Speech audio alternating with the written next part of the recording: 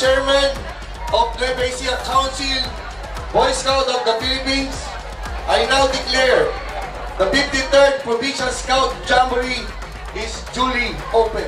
Pinangunahan ni Nueva Ecija Vice Governor Emmanuel Antonio Umali na siya ring tumatayong chairman ng Boy Scouts of the Philippines Nueva Ecija Council ang formal na pagbubukas ng 53rd Provincial Scout Jamboree na ginanap sa BSP Camp Palayan City nitong Lunes, March 17, 2025. Dinagsa ng mga mag-aaral mula sa iba't ibang panig ng lalawigan ang grand opening program at aktibong nakilahok sa Grand Parade. Tumagal ng 2 oras ang parada dahil sa dami ng participants. Talagang dagsa po talaga ang mga scouts natin. Kasi without the DepEd participation, wala siguro mga scout tayo dito sa ating Palayan Camp. At the same time, we also like to thank our Senator Angara, Sani Angara, na talagang pinayagan niya ang ating mga estudyante na maging part of this activity ng ating Boy Scouts. So dito, siyempre gusto kong pasalamatan yung aming Regional Director, Sir Butch Isidoro III, si Ma'am Marife de la Cruz, at siyempre lahat ng mga scouts dito sa ating lalawigan na talagang full support. And also Governor Oyi Machasumali, Congresswoman Cherry Domingo Umali, and Vice Governor Lemon Umali na talagang full support sila sa jamboree ito. So the 53rd jamboree talaga ay successful. Itong opening pa lang.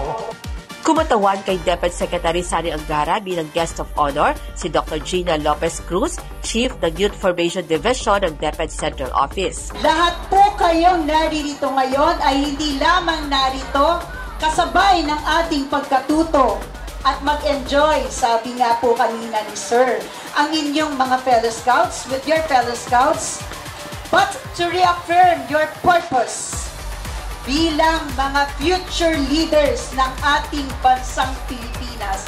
May mensahe naman si BSP Council Chairman Vice Governor Umali sa lahat ng participants sa Nueva Ecija Provincial Scout Jamboree na tatagal hanggang March 22. For the participants, I would like to congratulate you, dahil bibihira lang itong jamboree natin. Sabi nga ni Dr. Poson, kung hindi kayo mag-enjoy ngayon, next year na kayo mag-enjoy. Kasi once a year lang po kasi ang jamboree.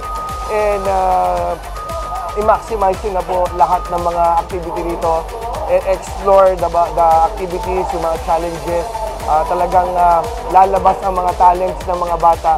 At the same time, siyempre, pag-uwi niyo sa tahanan, not only showing your skills, very good skills, but siyempre, maintain being a good person in our community because the scouts are the next leader of our community.